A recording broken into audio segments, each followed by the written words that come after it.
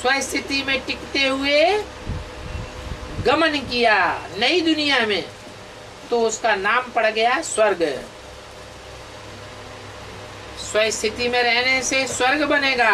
స్వస్థితిలో స్థితిలై ఉండి కొత్త ప్రపంచంలో ప్రయాణం చేస్తే అయితే దాని పేరు పడింది స్వర్గం.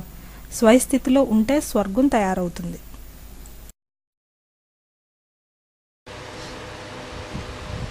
क्या कहा?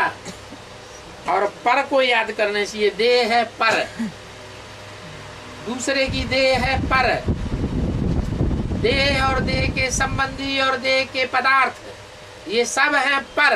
ఏమిటి అంటున్నారు? మరి ఇతరులను యాద్ చేస్తే ఈ దేహం అయింది పరాయి, ఇతరుల యొక్క దేహం అయింది పరాయి.